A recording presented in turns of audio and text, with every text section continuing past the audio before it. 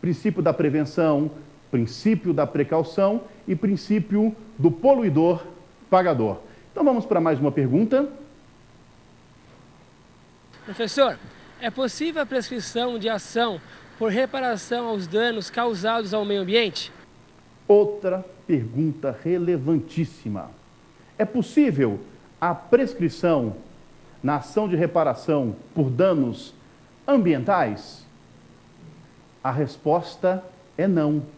A ação de reparação por danos ambientais, ela é imprescritível. Atenção, imprescritível.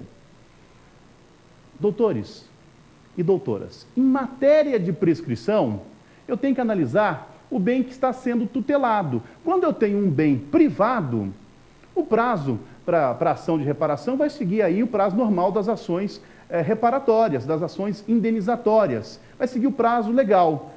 Agora, quando se tratar de uma tutela de bem difuso, como é o meio ambiente, é imprescritível a ação de reparação de danos ambientais. E por quê? Porque sem o meio ambiente não é possível falar na vida, não é possível falar em saúde, não é possível falar em lazer. Qualquer discussão sobre a vida passa necessariamente por um meio ambiente ecologicamente equilibrado. Por isso que justifica o fato de ser imprescritível a ação de reparação por danos ambientais. Isso sem contar na solidariedade entre as gerações, como acabamos de mencionar, como acabamos de pontuar na pergunta anterior. Que fique claro, o Superior Tribunal de Justiça já decidiu.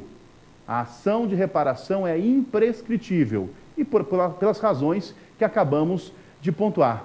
Tudo bem, pessoal? Então vamos aí para a nossa última pergunta. Professor Fabiano, o senhor poderia falar um pouco sobre o dano ambiental futuro? Olha, confesso que eu fiquei surpreso com essa pergunta, para abordar o dano ambiental futuro. A leitura que nós temos hoje do dano ambiental é sempre aquele dano ambiental passado ou dano ambiental presente. O que é o dano ambiental passado? Aquele que já ocorreu. Aquele dano que já ocorreu é o dano ambiental passado. E o dano ambiental presente? O que está ocorrendo. Toda a nossa teoria de responsabilização se assenta, portanto, no dano ambiental passado ou no dano ambiental presente, que nós temos certeza que está ocorrendo ou que já ocorreu. A pergunta da candidata é uma pergunta de alta complexidade. E aí eu vou ter que me socorrer, alguns doutrinadores aqui, fazer algumas menções. E aí eu vou pontuar o sociólogo alemão Beck. O sociólogo alemão Beck diz que nós vivemos numa sociedade de risco. O que é uma sociedade de risco? Vivemos uma era de incertezas científicas. Não sabemos efetivamente quais são as consequências das atividades para o meio ambiente e outras áreas, mas em especial para o meio ambiente nós não sabemos quais são as consequências das ações, das medidas, das atividades que temos com relação ao meio ambiente. Nesse sentido, dentro desta sociedade de risco, é necessário prever e ter uma responsabilização do dano ambiental futuro. Não sabemos as consequências de uma ação tomada hoje para daqui a 20, 30, 40, 50 anos. Então, está sendo criada toda uma discussão teórica para responsabilizar naquilo que é chamado de modernidade reflexiva, que é o termo que se utiliza o sociólogo Beck, toda uma teoria da responsabilização agora de possíveis consequências ambientais de atividades econômicas, empresariais, etc. Para simplificar essa discussão, que é complexa, como os doutores e doutoras já perceberam, nós temos uma teoria hoje de responsabilidade do dano passado e do dano presente. Mas é necessário desenvolver uma teoria diante desse universo. Vivemos numa era de incertezas científicas que não sabemos as consequências para o futuro, de criar uma teoria desse dano ambiental futuro. Claro, antecipando aquilo que pode ocorrer. Tudo bem, doutoras e doutores? E com essa pergunta, fechamos esse bloco, o bloco do Pergunte ao Professor, e no bloco seguinte teremos o X da questão.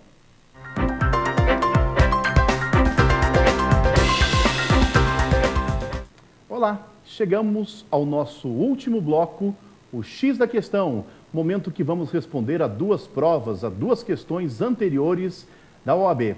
Vamos lá, doutores e doutoras? Prova do CESP de 2007, a prova 3 do ano de 2007. Assinale a opção correta em relação ao dano ambiental. Como podem perceber, a discussão de dano, ou do dano ambiental é suscitada na prova da ordem. Assertiva A. Sendo o meio ambiente um bem difuso, o dano ambiental também tem natureza exclusivamente difusa, razão pela qual é vedado ao indivíduo, vítima direta de um dano, reivindicar indenização a si próprio. Doutoras e doutores, questão incorreta, como respondemos lá no primeiro bloco da nossa aula. E por quê? Porque o dano ambiental, ele pode ter natureza difusa e ele pode ter natureza aí individual, quando atinge um indivíduo, quando atinge uma pessoa. Lembra aquele exemplo que eu pontuei no primeiro bloco, daquele navio que chegou na Baía de Guanabara, de Paranaguá e derramou petróleo? Pois bem, aquele pescador pode reivindicar. Esse é o dano ambiental reflexo ou por ricochete, o dano ambiental individual. Portanto, a assertiva A encontra-se incorreta, já que o dano ambiental não tem natureza exclusivamente difusa. O indivíduo também pode, portanto, aí pleitear em juízo. Letra B. Quanto à extensão, o dano ambiental pode ser patrimonial quando disser respeito à perda material do bem ambiental, ou extrapatrimonial, quando ofender valores imateriais, reduzindo o bem-estar do indivíduo ou da coletividade, ou atingindo o valor intrínseco do bem. Doutoras e doutores, esse é o X da questão. Questão corretíssima.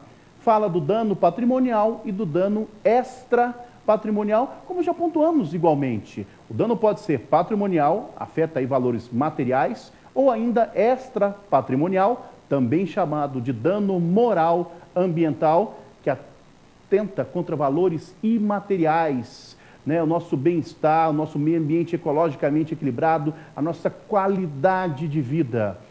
Eis, portanto, o dano extrapatrimonial. Letra B é o X da questão. E vamos responder aí a letra C e a letra D.